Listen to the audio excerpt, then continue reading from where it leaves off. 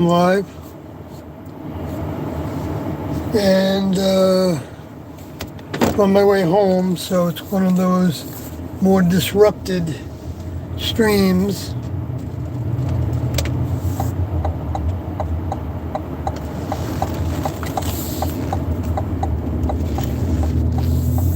And I gotta make sure I make my first turn primarily.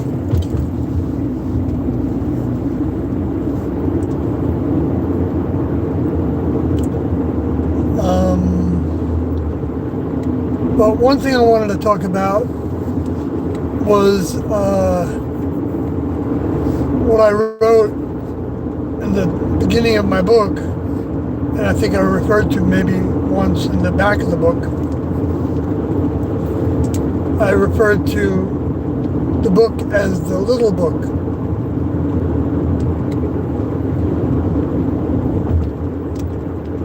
And referred to the little book as being in the Revelations, talked about in the book of Revelations, chapter 10, I think.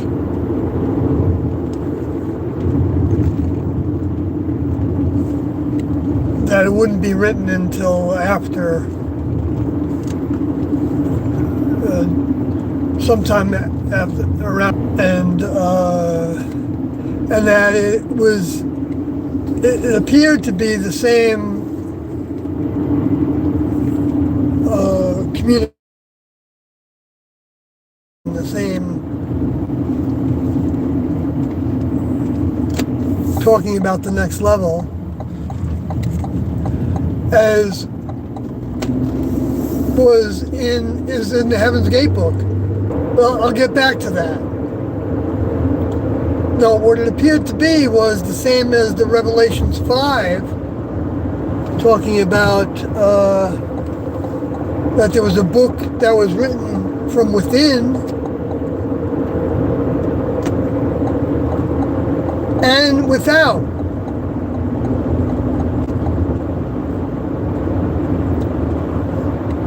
And the book written from within has to be, well, not has to be, but I believe refers to within the organization of what's called the church, which within the church are the body of believers that are wanting to be in service to them and believe in them and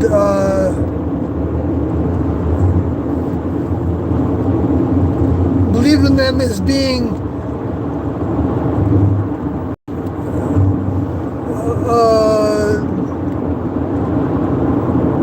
well, the highest source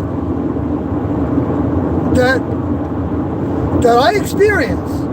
To me, every time I read anything from Tiendo or I listen to any of their tapes, I'm both challenged by it and I'm also in awe of it, and I recognize more and more a value in the things that they're saying, unless I don't want to accept certain parts, which is not easy to accept everything, because it's challenging, difficult. I mean, I say challenging because I think there's a positive to accepting it for what it is, not for what we've been told it is.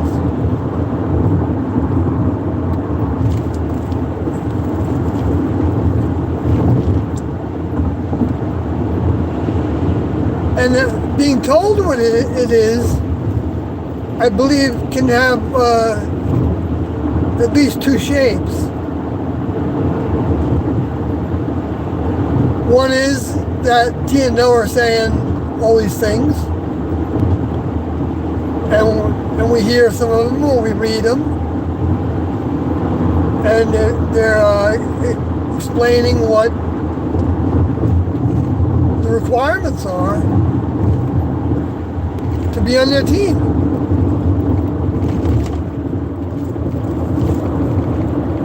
To work for their corporation.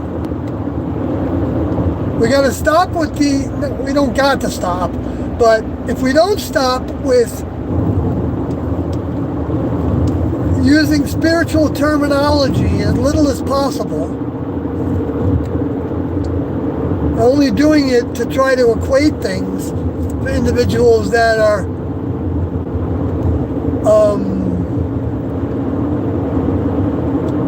only receptive to that terminology,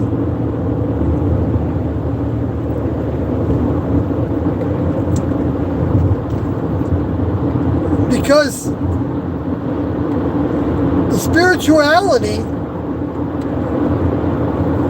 has a bunch of imagination associated with it.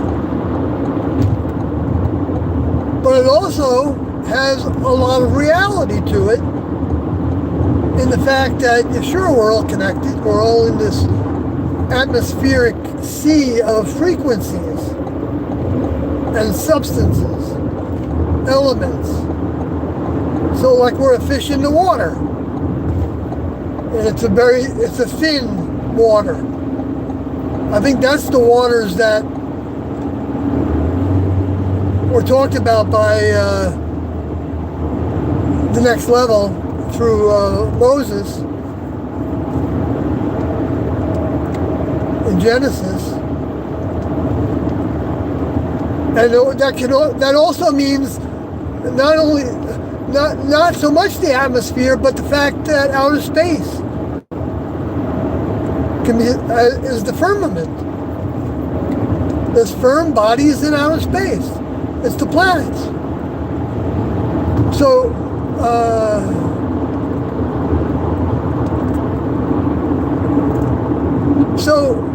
you can imagine that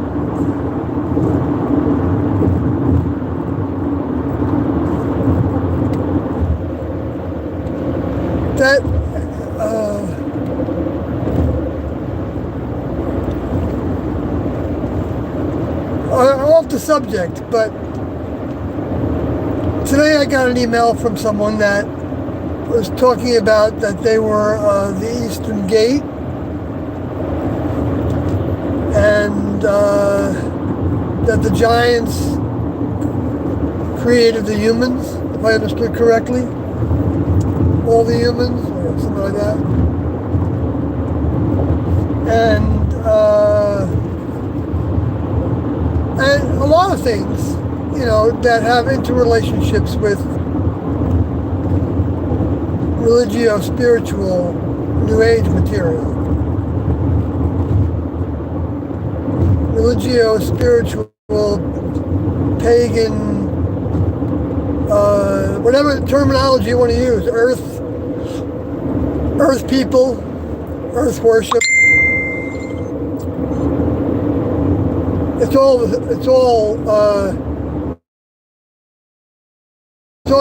earthborn. It's all earthborn. It's the waters. When Jesus said, I'm going to get back to the other parts about the book, but Jesus said that, and Daniel talked about the waters and the two living beings that were 1 foot on the waters and 1 foot on the land, and all that representation. We live in an atmospheric sea, and space is also a type of electromagnetic sea, at the least.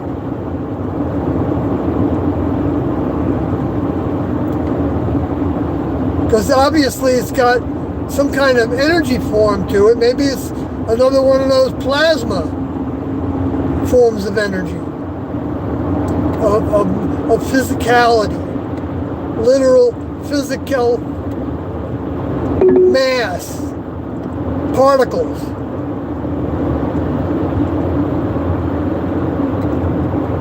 Arranged in all kinds of ways.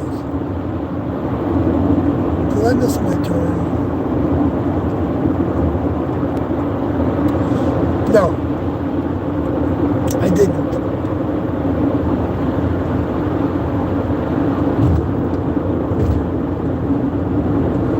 So, what I'm trying to get to is that, well, I went in so many different directions there. I know. But I think that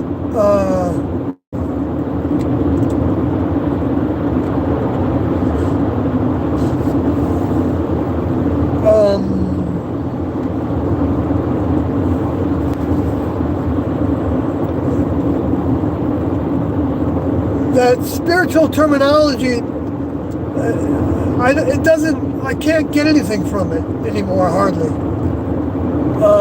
So it's like, because it feels so unreal to me compared to what I feel like I've been given by Tien Do, especially.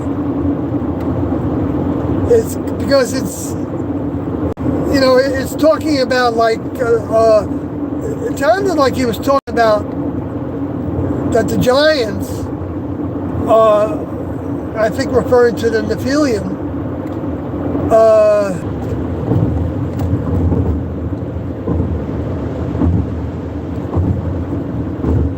maybe I should. No, this is good. Well, maybe not. Looks like there's an accident up there. Damn. Well, maybe that's not an accident. Oh, that's above me. That's good. I came the right way with the trap. Okay, it's like they were saying that if I understood it correctly, that the mountains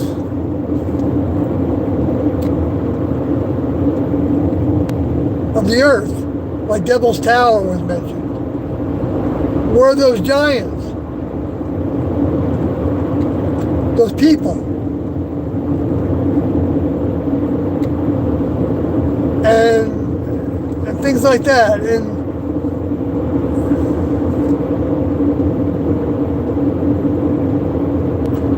talking about, you know, there's a lot of people talking about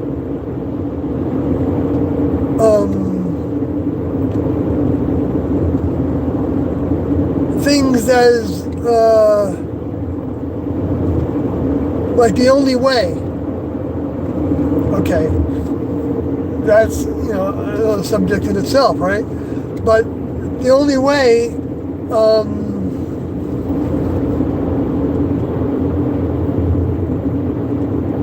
without looking at it dimensionally, or only looking at it dimensionally by ideas.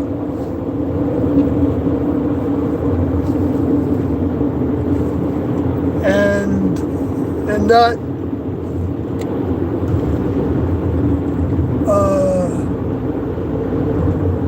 recognizing that there were space alien bodies from another location that were not humanoid. Well, no, they're humanoid, right, but they have different organs in them. Very different.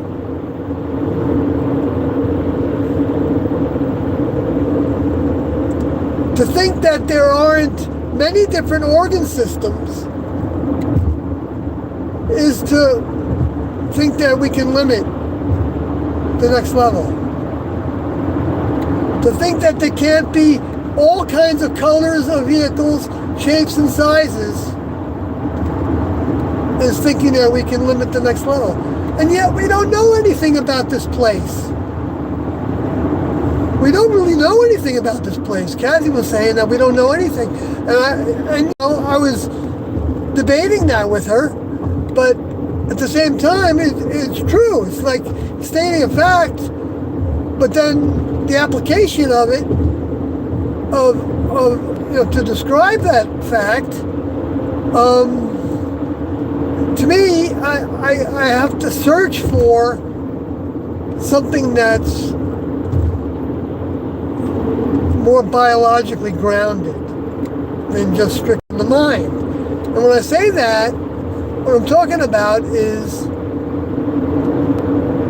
the fact that, back to those bodies that were found in the wreckage of Roswell and Aztec and maybe Laredo and probably Paradise Valley and which the biggest deposit of mines in those areas, I believe, was the Aztec crash, where they recorded it. I've heard different numbers, but like some 18 bodies.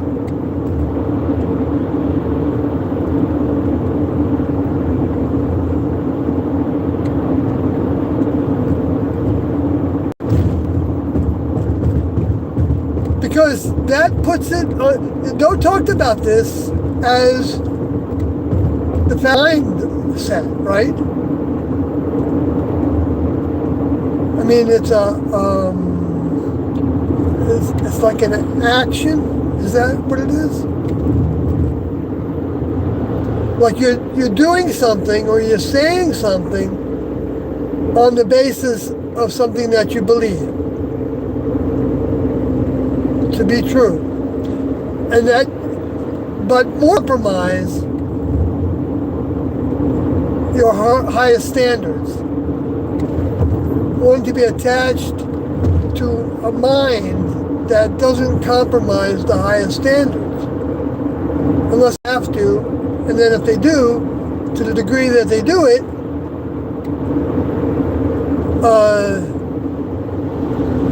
they are also working on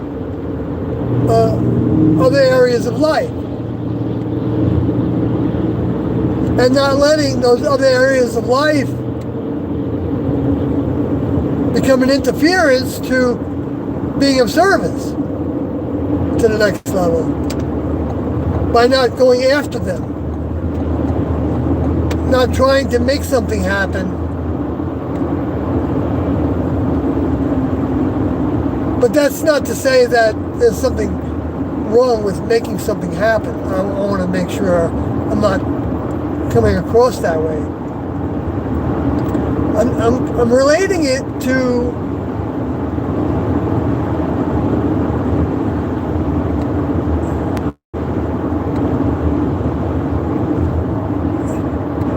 it's like, let's say you were proceeding to do something and it was working.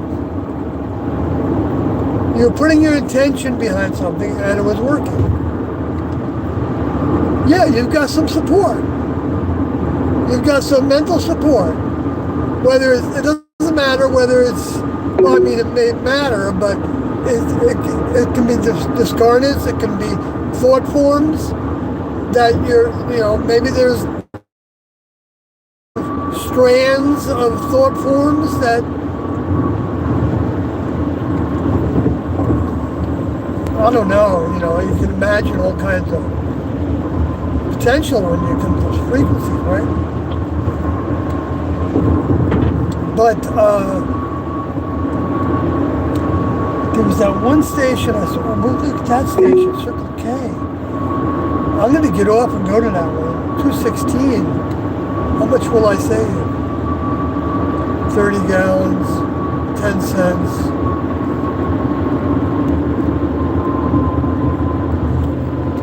$3, right?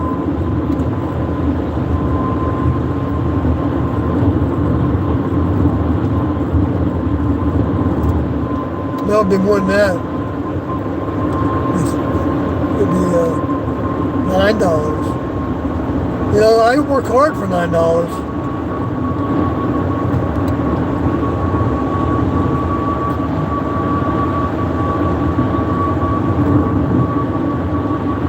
Well, how much gas am I going to burn going back there and then coming back here again? So no, I'm not doing it.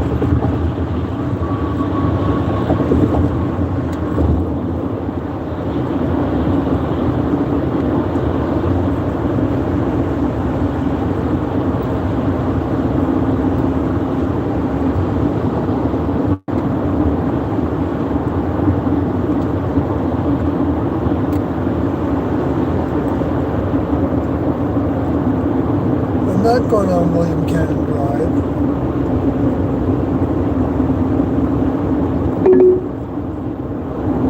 Why do they want me to turn around? I'm still going the right way. Congress is coming up.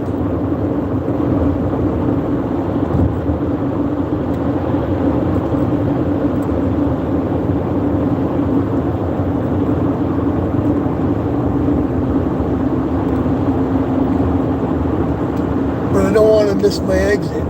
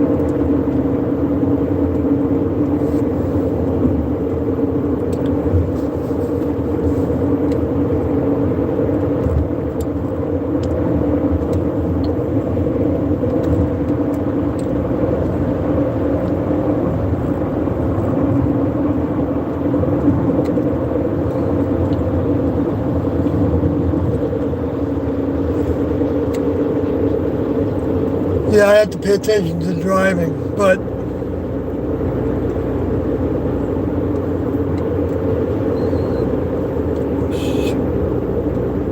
shoot, did I do that wrong?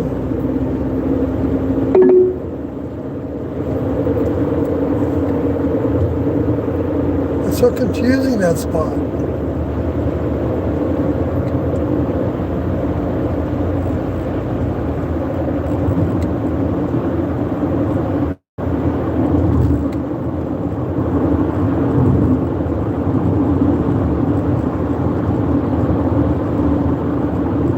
Oh, there's a good gas station there.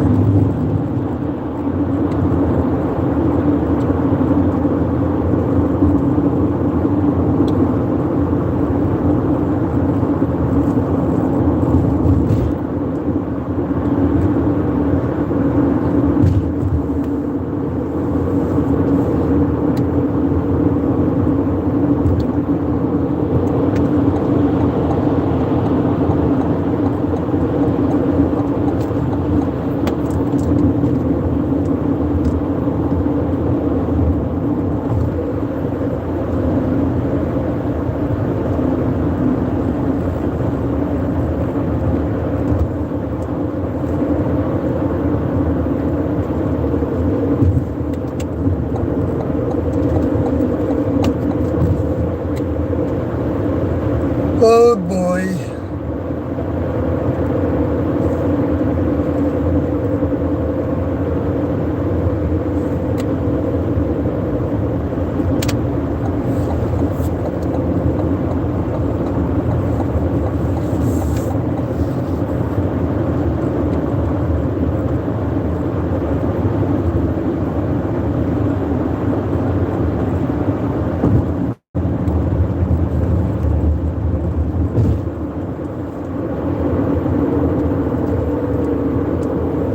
What I was talking about is as far as making things happen.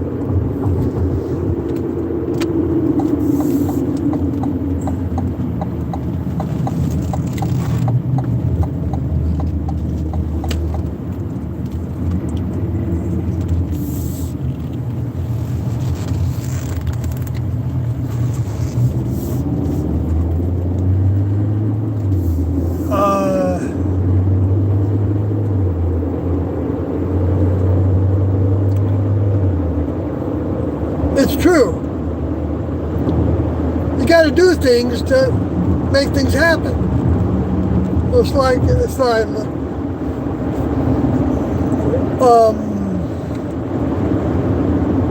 but to think that we're the only one putting all the pieces together,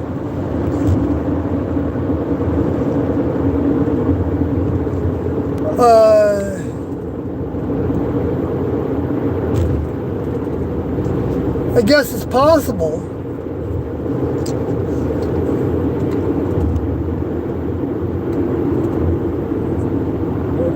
I think that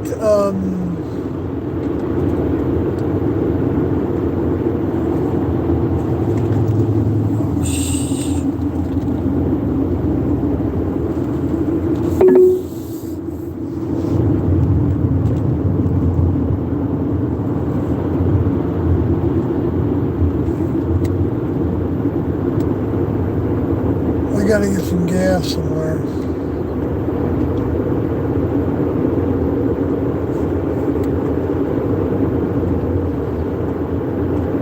Oh, look, there's a Circle K up there.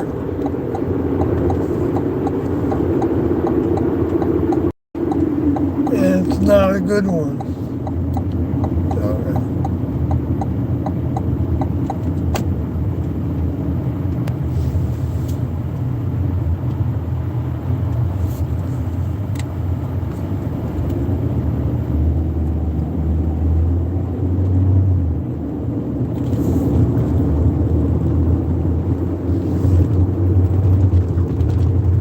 Something that doesn't make any difference for me to try to describe because it's maybe it's got no value. I mean, if I can't make it simple,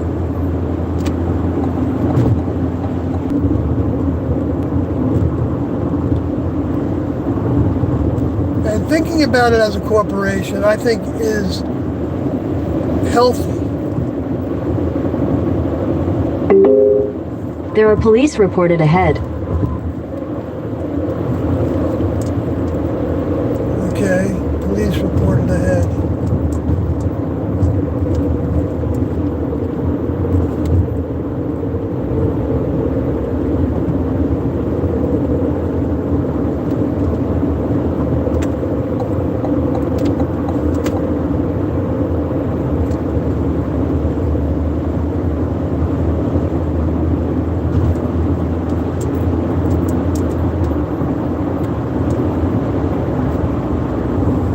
So,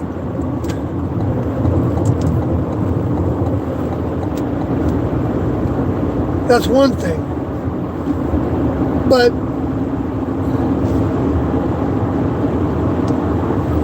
if we're getting ahead,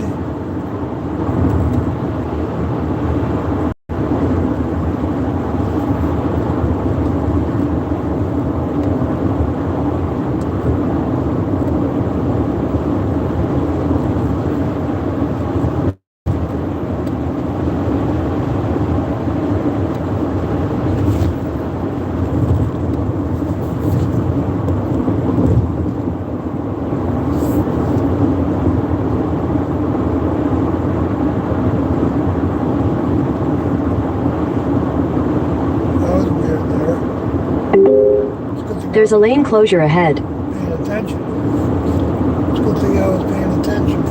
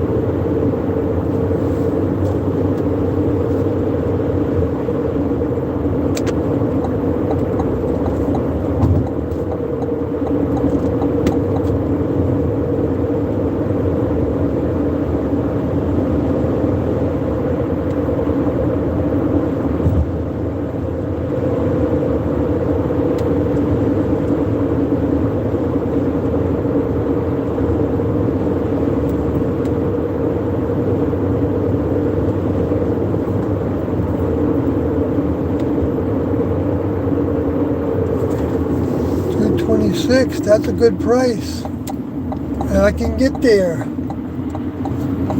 Well, that's not the best price, but it's probably the best I'm going to do. And I can go out of my way for it.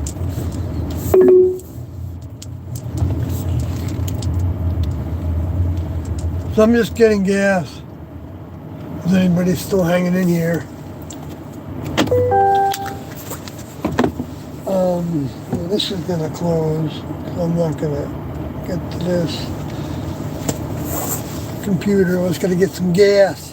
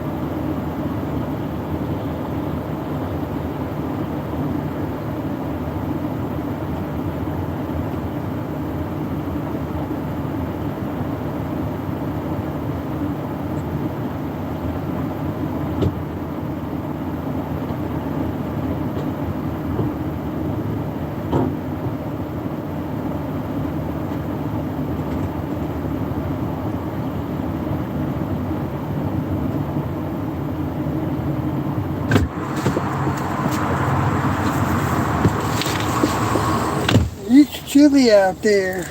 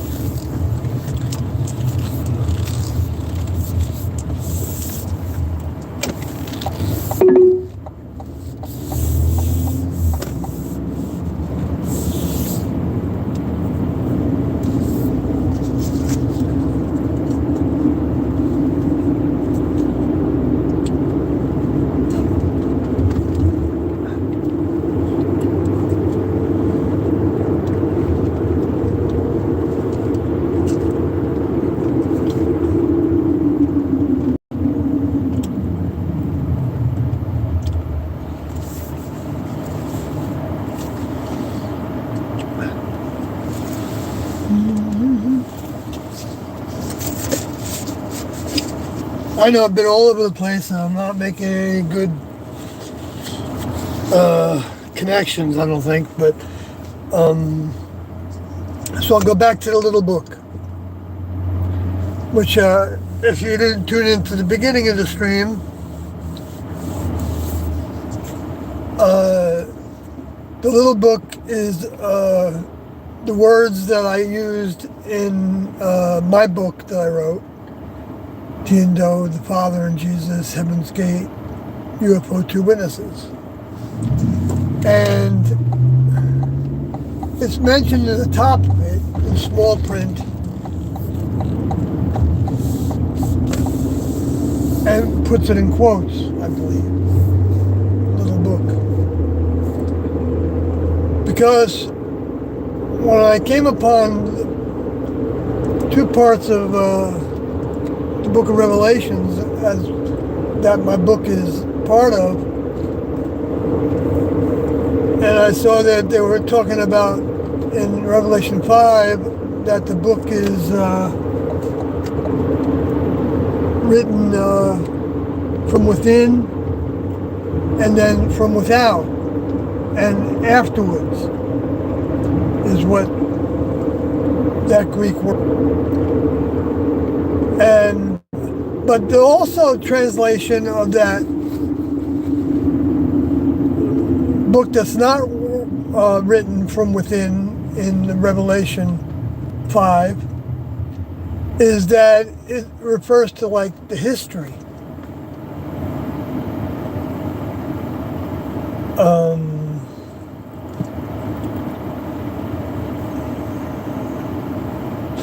Which would refer to the teachings of Jesus and the immediate history. And so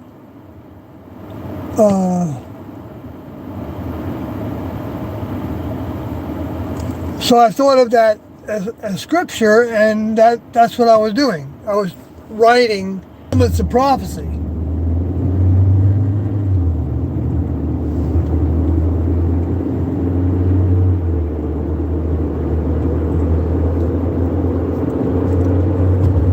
And that's what kept on expanding into being,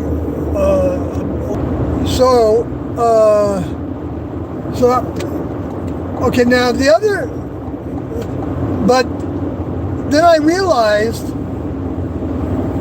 I think even before I published it,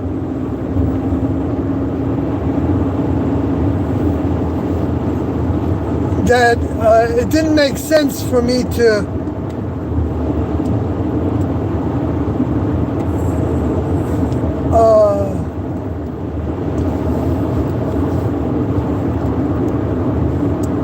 that it's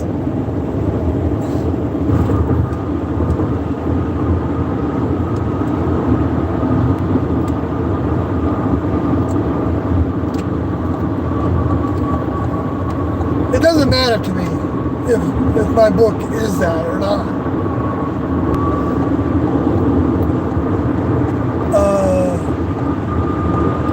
Then it's the history, and it's in the Heaven's Gate book. If you look at the back of it, there it is. That's what it's talking about as the little book. There's an object on road ahead. But they made it part of their book. So I mean, you can look at it that way. All is what I'm saying is you can look at it that way.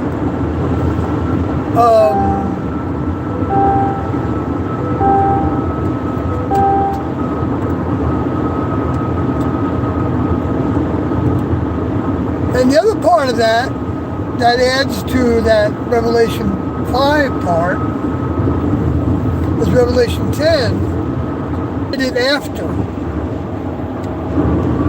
It wasn't meant to be talked about at that time.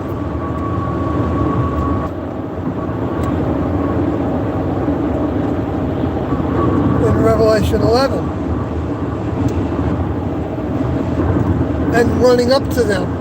The preparation of the planet for the two witnesses to come. The measuring, Revelation, the beginning of measuring 11, it was the next level was measuring and using their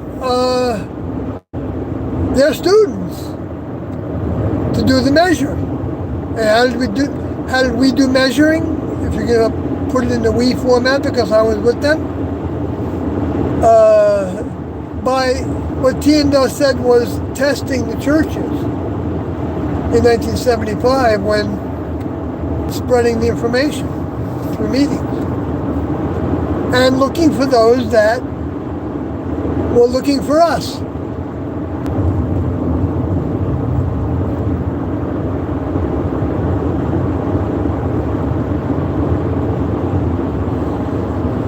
Okay, so I thought at the time,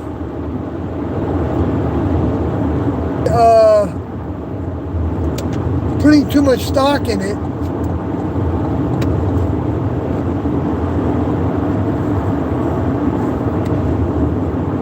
to think that was being talked about as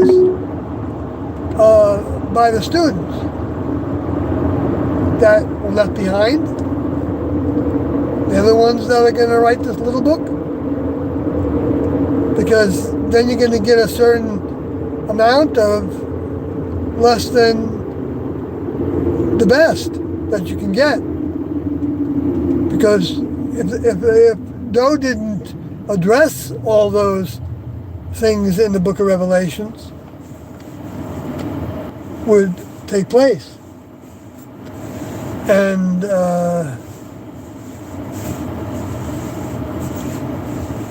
so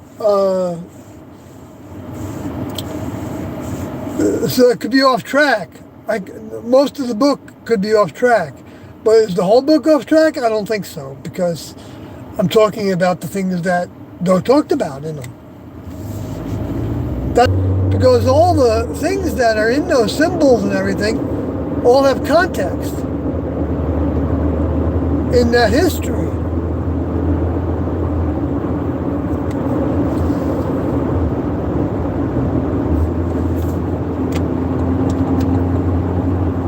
And you can see, all kinds of things related to things that Daniel was talking about with the beasts.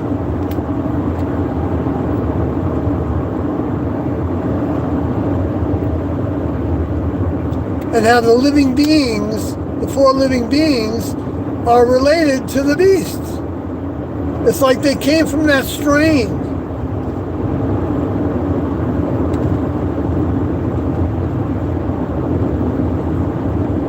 They came from that strain of mind. Like up through, what were the four beasts? The lion, the bull, the eagle, or bird, and what? Human. Those are the four faces, I think.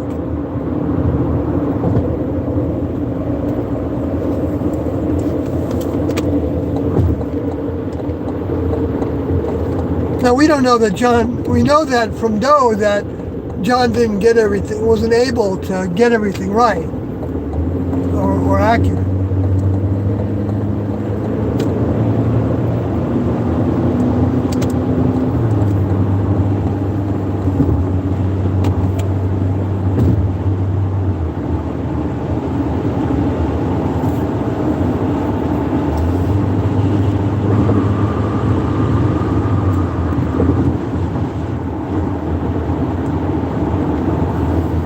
But so it doesn't make any difference to me as far as I'm concerned. But I feel like, I don't know, I feel right about putting it in there.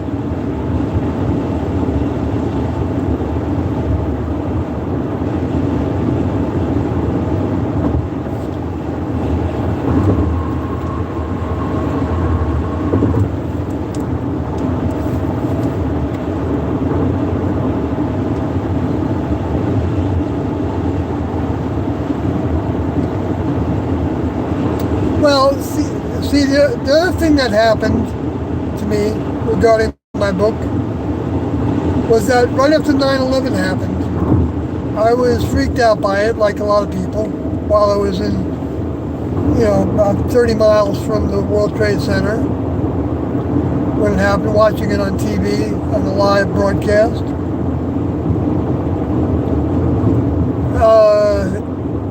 From the office I was working in Syosset, New York, on Long Island. But anyway, so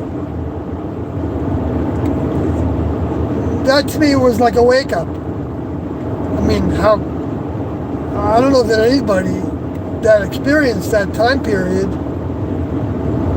and even if you didn't,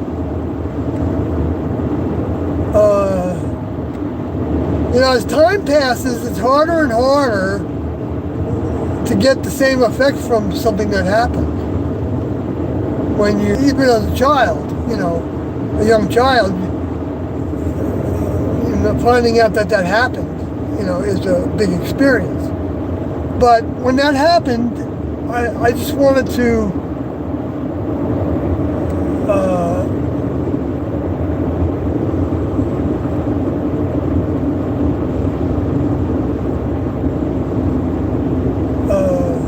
learn why. And so I started, the internet was alive at that time. I think I had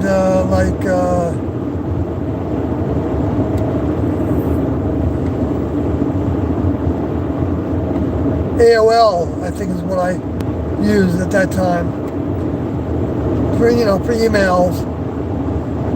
But you're able to find a lot of things that were being talked about. Because when you have an event that's that big and that multi-pronged,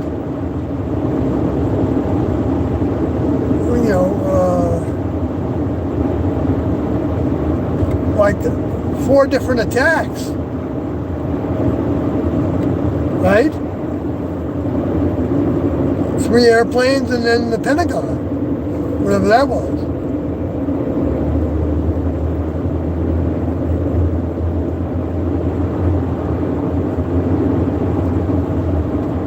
But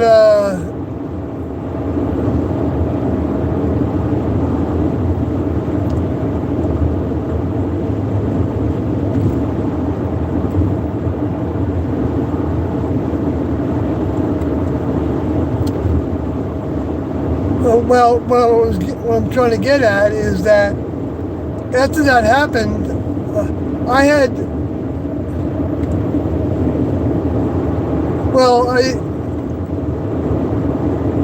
I was also looking at it relative to what I knew, of course, from Tiendo.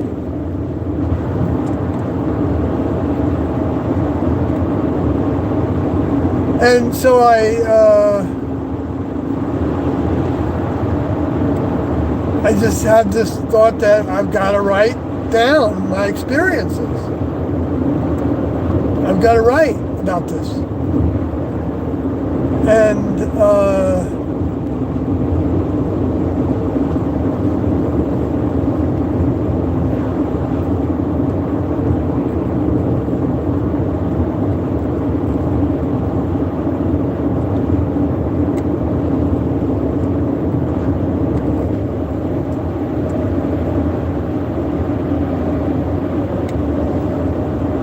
I had a dream.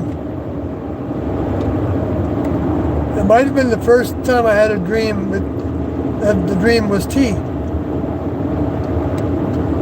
As if she was sitting with me. It felt like that. Or near me or something, I don't know. Maybe it didn't feel exactly the same as the dreams I had with Doe. And I just felt from the dream that, because I was thinking of, I've said this before, of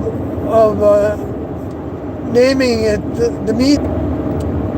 I know there was a little more to it, but it wasn't actually, I don't know if that was the first dream. There was another dream I had that was a dream, I guess, when that that being drifted past me in my house in Vermont. So that was afterwards, after this time. But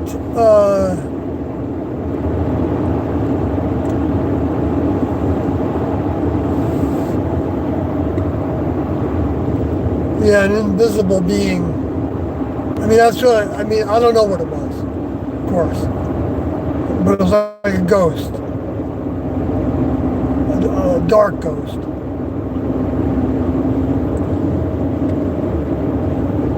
And it felt very creepy. And nothing like that with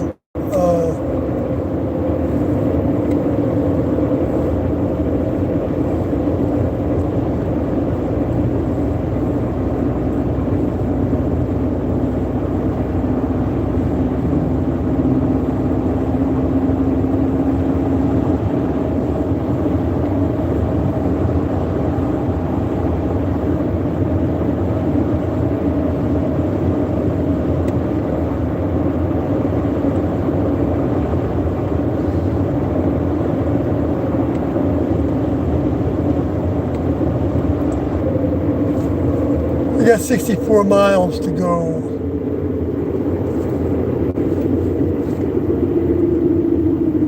Oh my gosh, this place is 217, this Exxon station. I don't know if they're open still. Too late for that though. I would have saved another 10 cents a gallon. $3.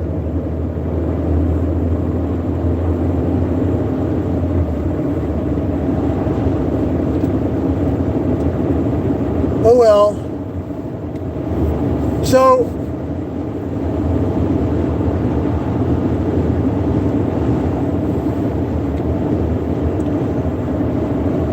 I don't care if the little book is, if my book is included in as the little book in Revelation. What I'm saying, you know, Revelation 5 or 10, 5 and 10 potentially. So what else is there to talk about? Maybe I can read a little bit of what's on the screen here. I can actually. Next, Krell. Oh wait, there's a bunch of things. Joshua James. Wow, I know who that is. Hey Steve, it's Josh, the bassist. Hope you're great. Yeah, good to see you. Good to see you, Josh. That was good. We had a lot of fun together, I think. Sometimes you're playing bass and music together, although, you know, I don't. So, I didn't get to necessarily play with the people in the band much in the barn over there. And then anybody that's not in the band, that's like the piglet trying to get to the mother's nipple. Maybe that's a stupid analogy. But I used to compare it to that a lot of times. When I go to something, an event of some sort, a gig of some sort. Like I remember when I first had that thought, I went to a belly dancing demonstration with my daughter, my young daughter. I took her to it. She wasn't in it. And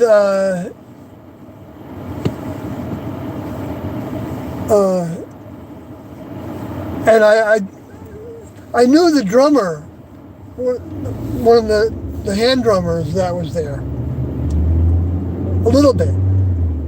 I knew of him,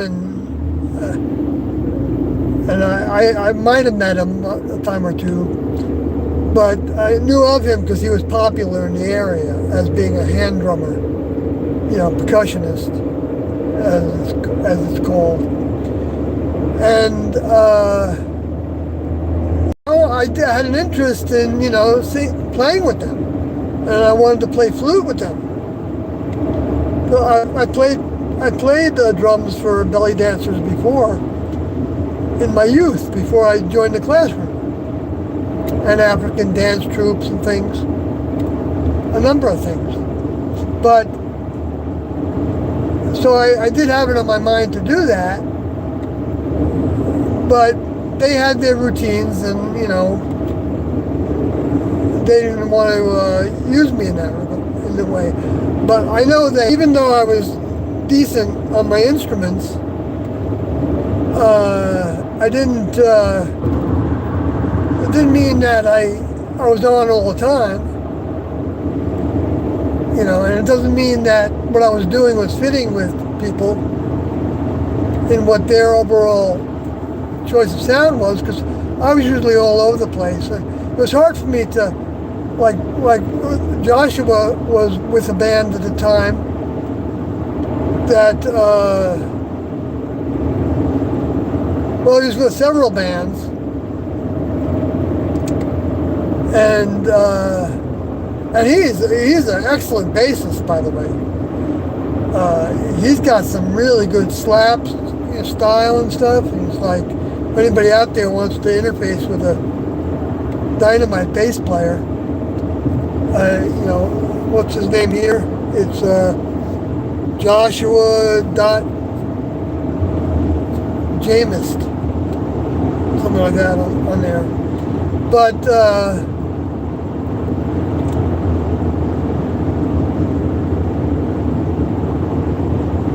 what I would do, in these open mics, and I would butt into the band. I would try to butt into the band. I got a little.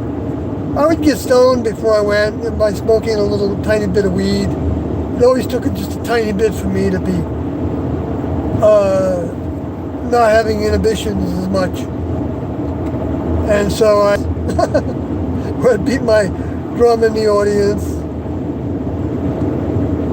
And I got kicked out of the barn by, what's his name? The owner of it, Mark Joshua. I don't know if you knew about that. I was a jerk sometimes.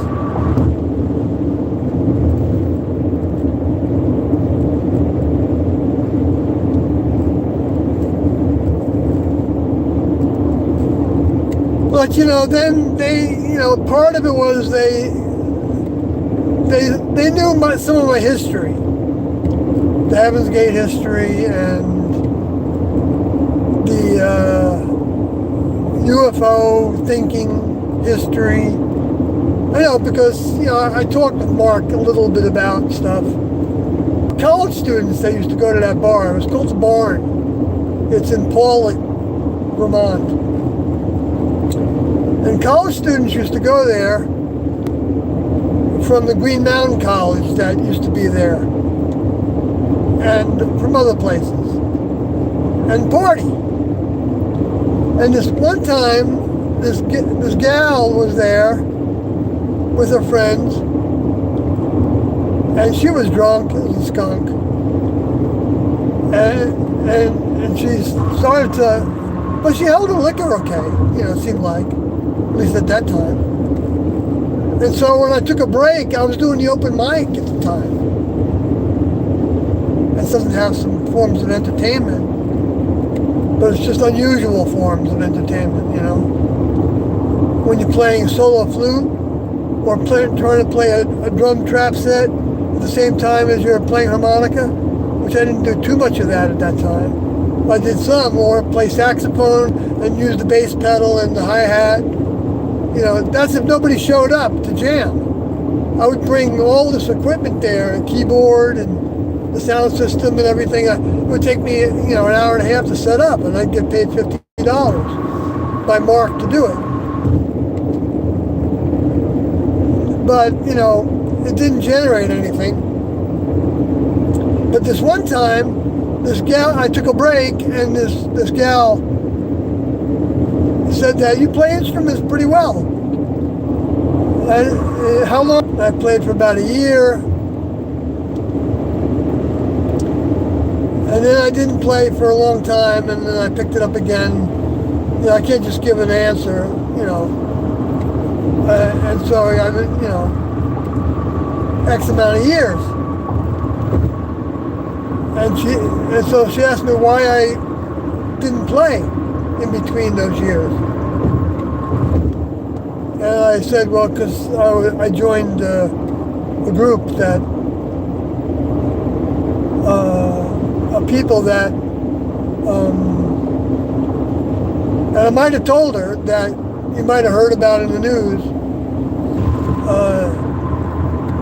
that were called the Heaven's Gate cult, but that they really weren't a cult in the context of the other usages of that word cult.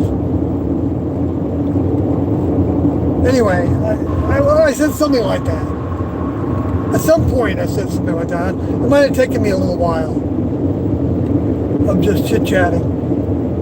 But anyway, so she went her separate way, and some time passed, weeks or months, I don't know what it was. And she came back to the bar when because sometimes I played gigs there actually with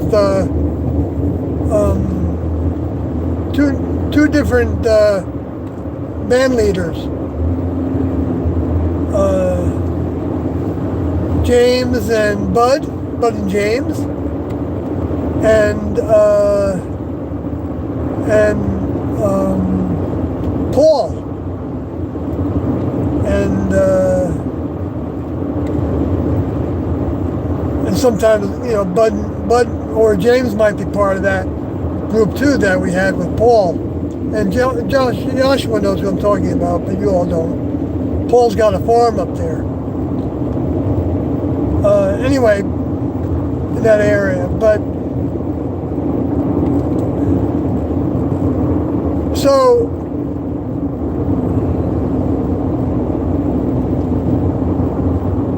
she came back. This college student came back sometime later. And this time she was really drunk, more than before. And I knew she was there, but I didn't, I actually didn't necessarily recognize her. Because I wasn't really that, tuning into people that much. I would get stoned before I go, and, I was just into my music, and I just played the music and interfaced.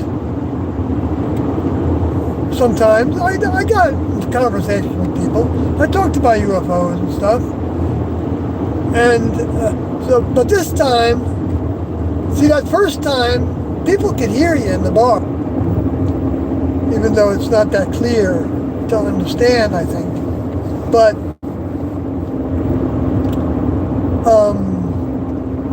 so when she came back, she started yelling loud.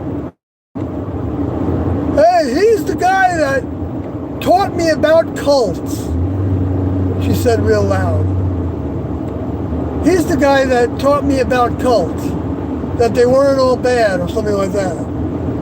Holy smokes. I said nothing about it. I just, I don't know. It showed.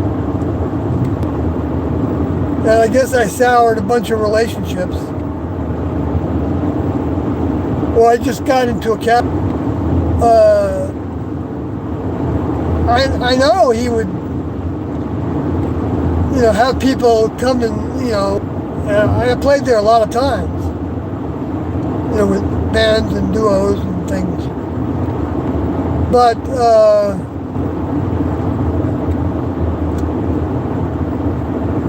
so that gives a bunch of history, maybe that Joshua doesn't even know about. Or I'm interested, Joshua, if you hear any stories about, but maybe I don't want to know any stories about me. Because I am curious a little bit about that, I guess. I know, from my ex, that quite a few people were not really liking to be around me. So, it was like there was no secret. And that's because I guess I would get obnoxious and say things. Like I remember when a number of times when people were talking about, curbing our carbon emissions to stop the global warming, to try to. And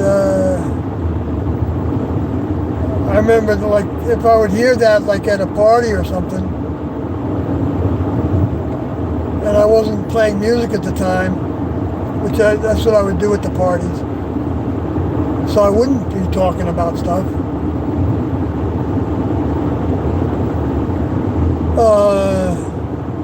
I would say that,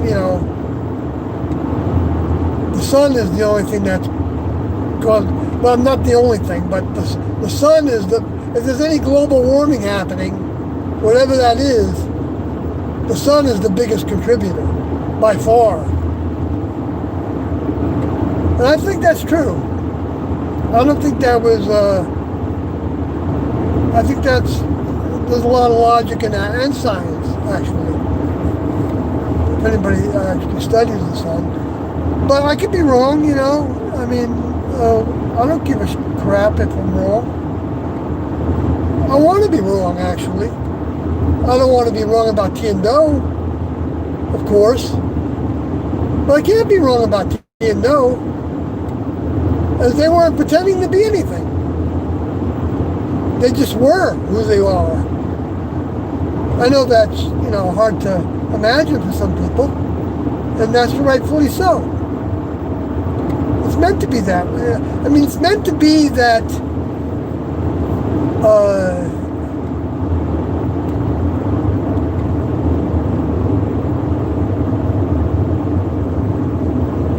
that we're challenged by parts of it. That's just going to happen.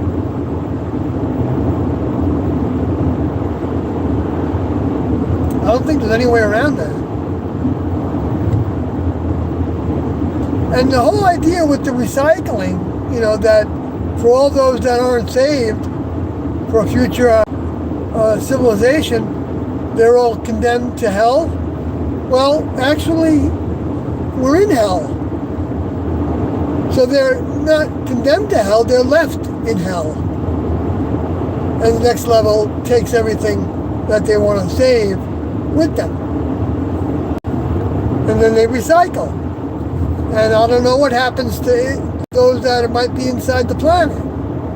I don't know what happens to all those that might be relying on the planet that might be in orbit around it. At the time, the hybrids might end up not being able to survive very long.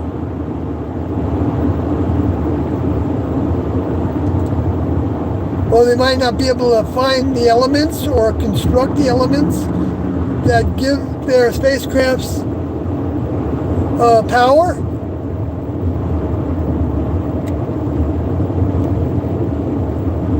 Maybe they need to be charged. Now, there were a lot of reports for a while of spacecrafts hovering over the nuclear power plants.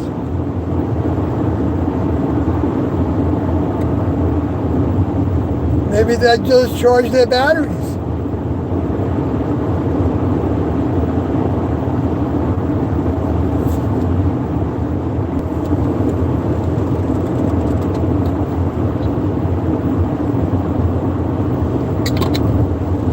Or it might charge some batteries but not charge others. We don't know what kind of elements were built into their spacecrafts. I'm talking about the space alien souls with their human equivalent genetically engineered or test tube baby or human propagated by sperm and egg combinations to develop fetuses and beings that they could then train to be crew members on the spacecraft that they operate.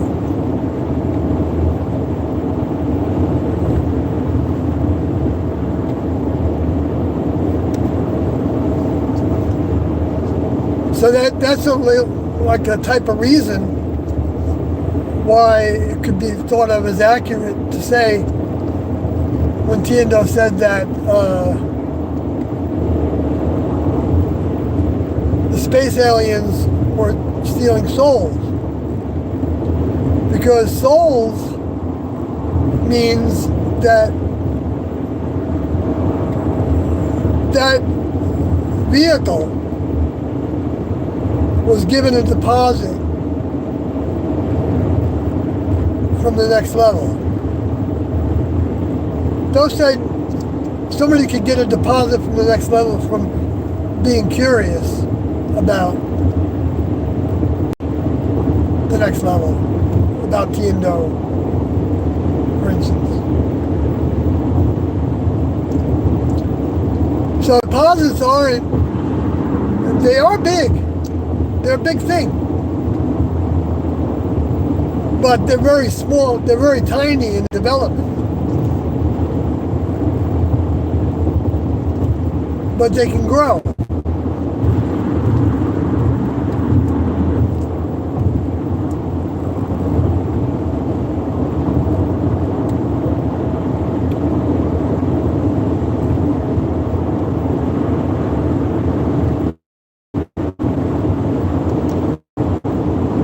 There's lots of ways of being in service to the next level.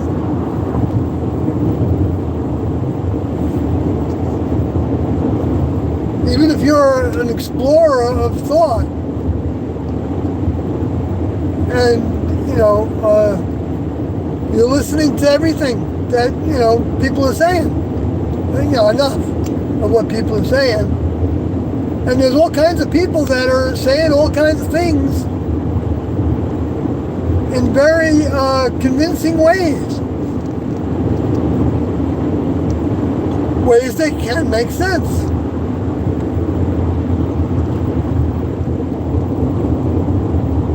But they can also be very far from relative reality in terms of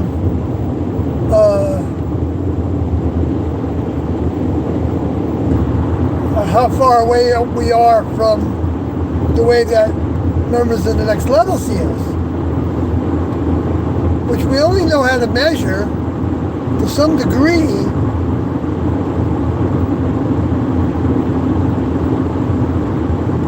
based on our experience.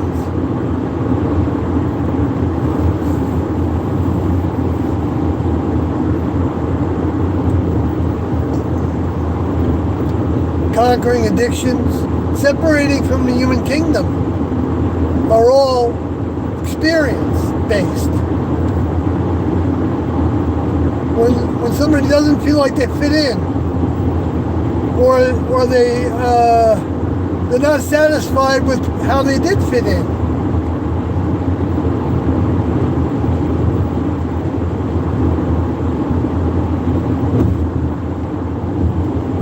and they could be somebody that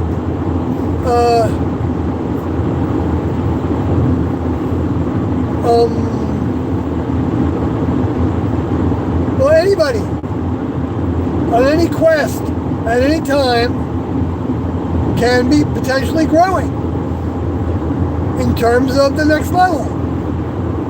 We're not able to judge people. It's not the task to judge people. Jesus talked about that. Same thing that Tiendo are teaching. He talks about it in tape 447, that he can't judge those that will go into church and celebrating Christmas.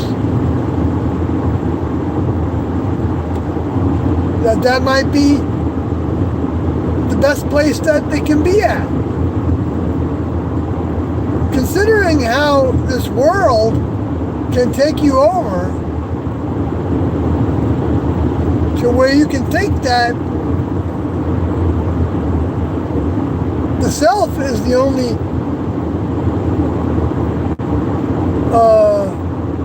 manifestation of the Godhead,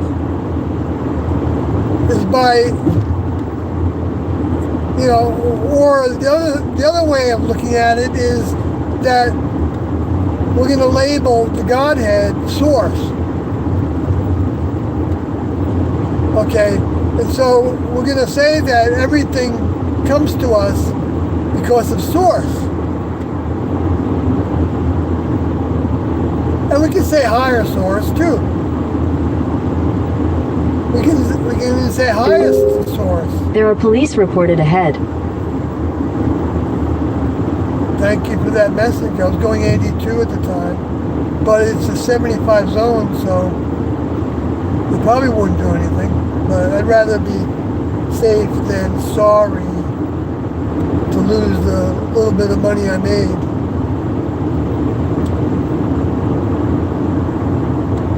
To a stupid speeding ticket.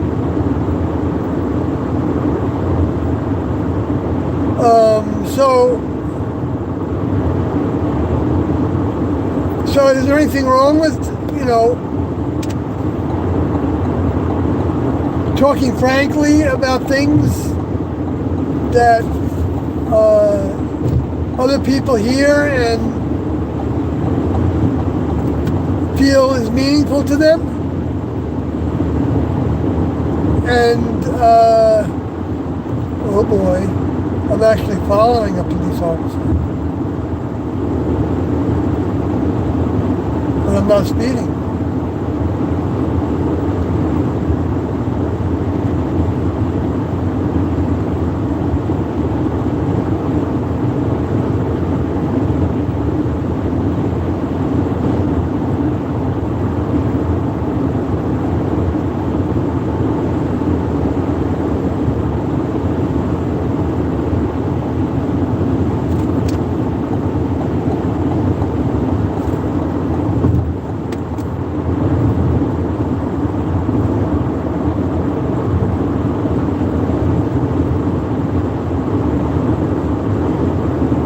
So I'm just cruising past at 75, and he's going a few miles less than that. So I guess maybe he's waiting for somebody to come up on him that's going 90.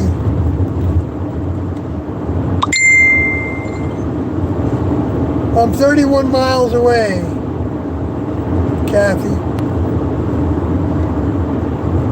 31 miles to go, 31 miles to go. Okay, so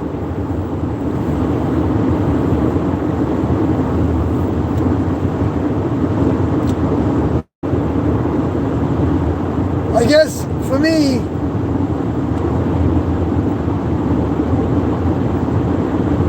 it doesn't really matter to me. I mean,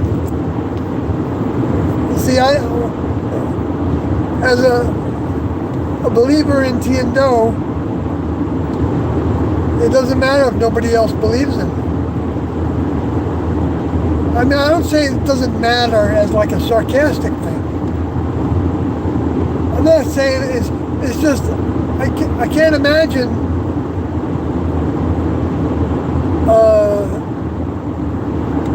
finding anything that's more meaningful. I can find things that add meaning to things in certain ways. I'm still on the quest. I want to know the truth about stuff. I want to know more understanding about how things work in the human kingdom. Like I was thinking the other day about memory and how we're recording constantly in our lives, right? And the brain waves are still in some operation.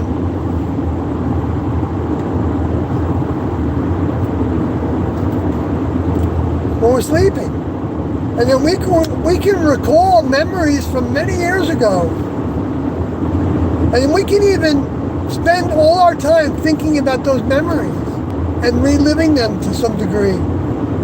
Daydreaming about them.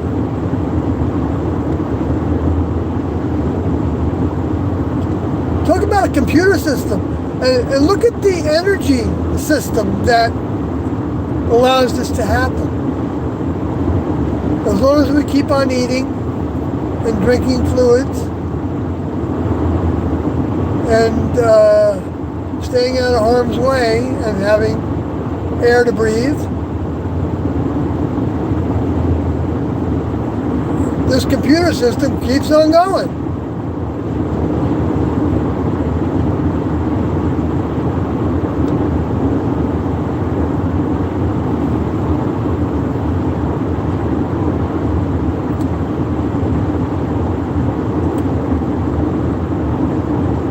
For years and years and years, most of the time.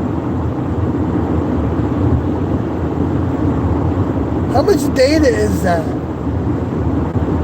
Constantly recording the sounds. The soundtrack is being recorded. And not only that, but all the connections with memories and things that are happening. You know, database that's developed. And then the access points and building them into organizing them and then manifesting what we organize and learning more and more and experimenting with building things and everything. And being able to do more and more.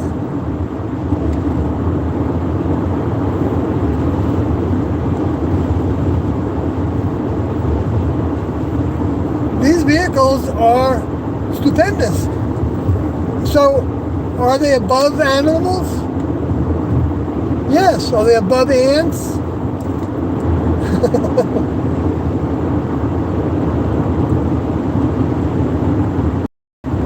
Why not?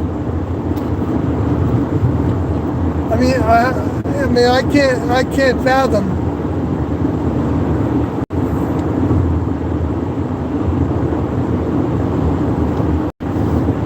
I don't know. It's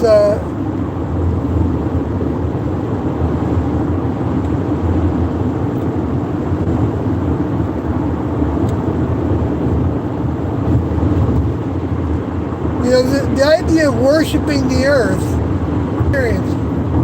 That's what reality is to us. And all these, they're all like miracles. How they got these things to, how they developed, how they have strains of development, and they have all kinds of functions. And if they don't have functions, I think they end up having the function of being consumed by others. And then they use that energy to do their functions.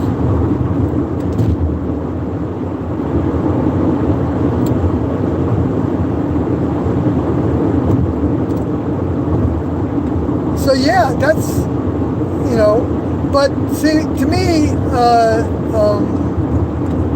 that word worship is a spiritual word. That worship means having a ceremony.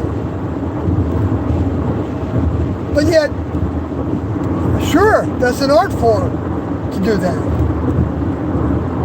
You could say easily it's an art form. What stimulated them to come to be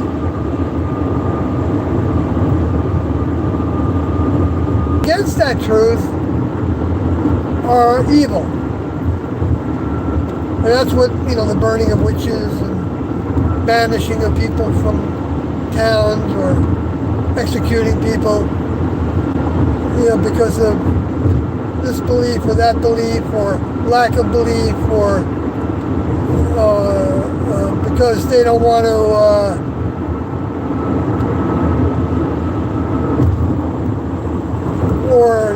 or you know, accusing somebody of a crime to get rid of, you know, and to hide who really committed the crime.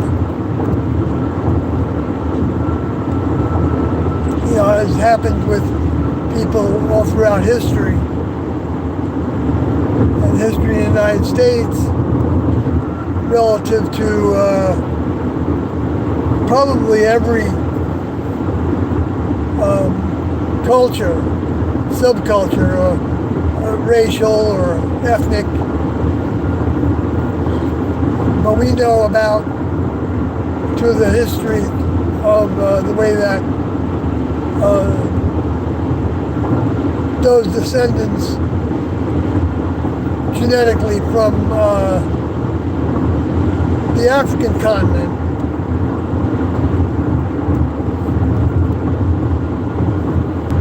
as slaves.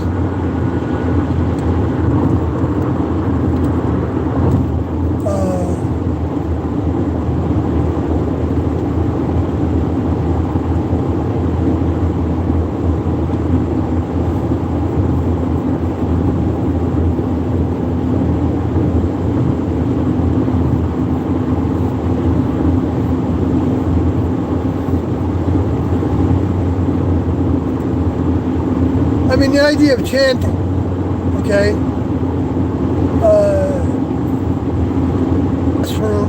meant chanting wasn't going to be used. I don't know if anybody suggested it to TNW. Thoughts about something. But while T was in her vehicle, I think T and Doe did the consulting with each other about things that they were doing. But that didn't mean that there weren't times when they talked with others about certain strategies and things. I just wasn't generally a part of that until after T left the vehicle, and then Doe was using students as his check partners because they were physically with him.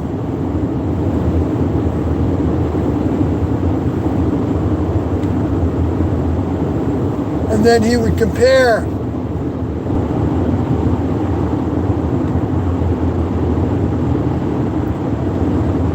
See, that's another big sign of a true older member from an evolutionary level above the human kingdom, because they're more capable than humans.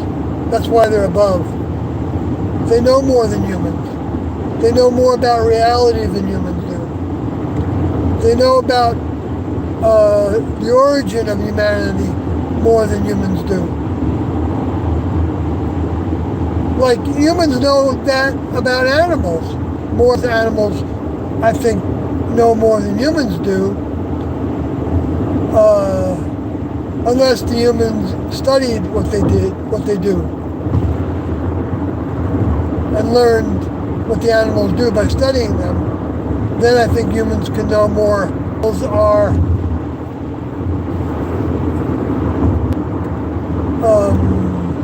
I think they're still thoughtful about what they do, but I don't know how many animals. They probably do. They have their own way of doing something. Like, let's say there's one animal in the pen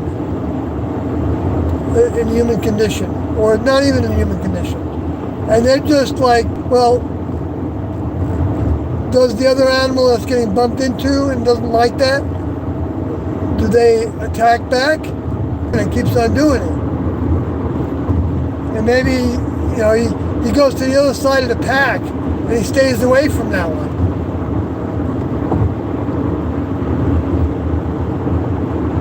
But then another one that he does it to,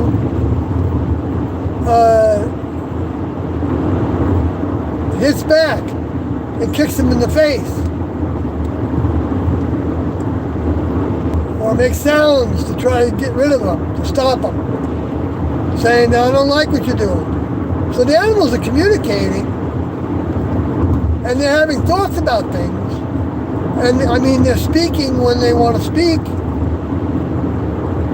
to express themselves to the other animals.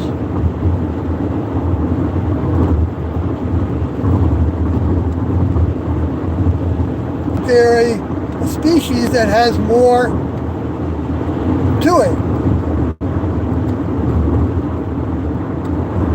Does that mean we treat animals badly? No, you shouldn't. TNO wouldn't treat animals badly, but to consume animals isn't necessarily treating them badly. But then, some people can think that consuming anything that's alive is treating some kind of an animal. I think amoebas are considered to be animals. I don't know if that's true. I mean, you can go to the nth degree with things, and that's all fine, and you get what you believe in, right?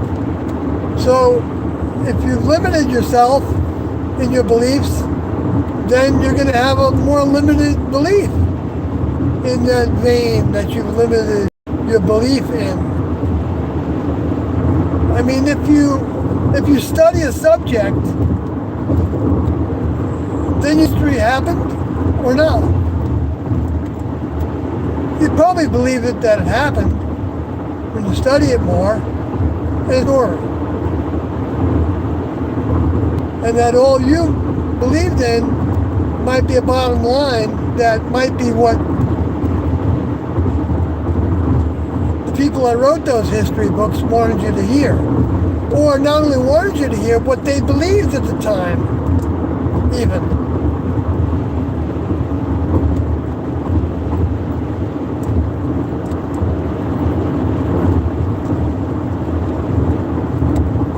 Or were trying to believe, because they thought that they'd get some kind of a reward in heaven by believing it. And TNO in Statement 1 talked about that. That, believing in some savior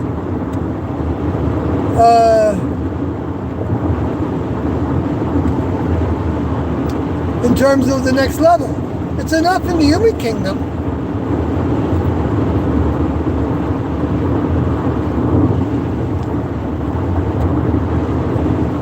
But I think if somebody has a sense that the creators have a purpose for this planet,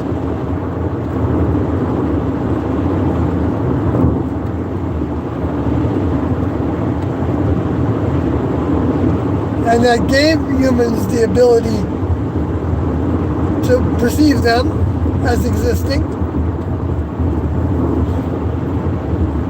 and then gave us the ability to also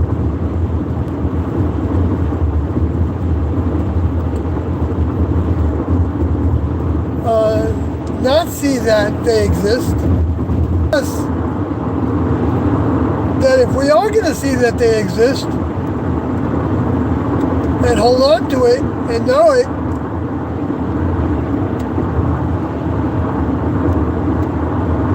and seek the help from the creators of this planet and the life forms on it, who I'm calling TNO because they're the most immediate connection to that source, that overall, what I believe can easily be thought of logically as the highest source.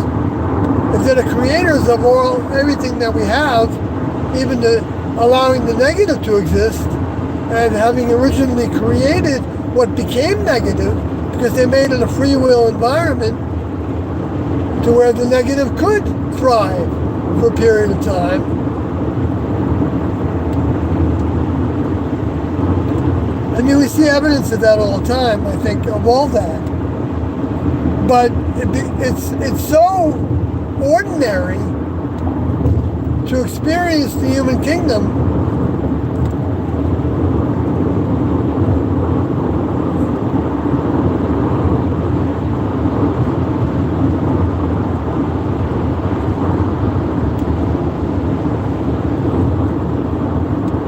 that I guess,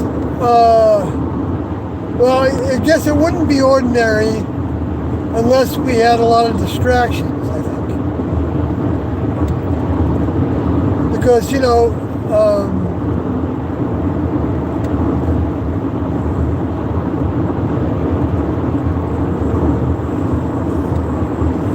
having Kathy in my life for the last 4 years, has taught me a lot of things. Because she's like a live wire. Sensitive to frequencies, sensitive to thoughts, sensitive to, not in a negative way. Sure, like with anybody, we can be oversensitive about things. It doesn't matter, but women seem to be built to have certain sensitivities, intuitiveness. I think it kind of goes with the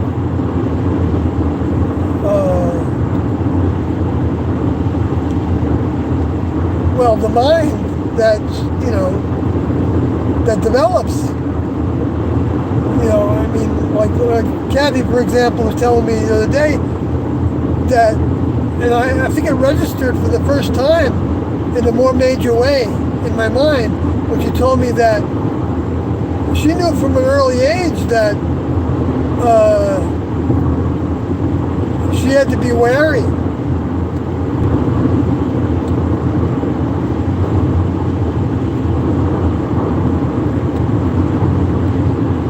And so that develops a certain amount of sensitivity to not have that become a fear or a phobia. To think that everybody is out to get you. That would, to me, would be. But then at the same time, if you have a caution about things, I don't think there's any harm in that. Having a caution. But, the thing that I'm saying not because there's an alternative way that's better to think about it, but with the things that we're built keep me off the spacecraft. That there were three things. I was a little too pleased with myself. Another thing was likes to be seen as something special. Likes to be seen as something special. A little too pleased with myself. And sarcastic.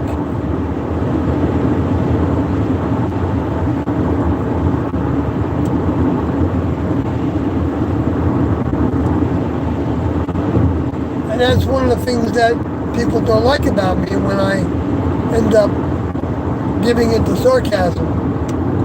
Because it's an influence. That doesn't mean that I'm not taking responsibility for it. To call it an influence. It's just explaining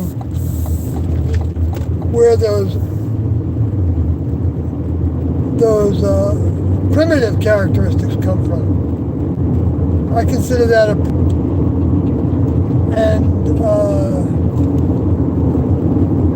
the idea of being a little too pleased with yourself, that seems to relate directly to the way that Tindo were teaching us to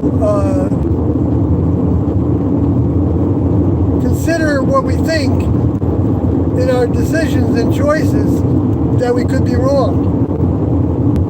Helps us recognize that there's other ways of doing things and thinking about things. Oh, shoot.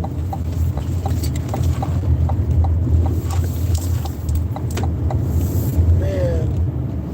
I hope that didn't break something on my computer. I stopped too suddenly. All right, that's the end of the stream. I'm sorry, I'm not going to get to any more comments. So,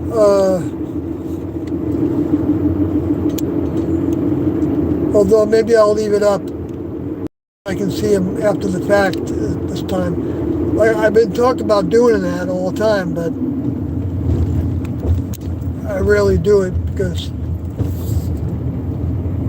I don't want to take the time. So good night, folks.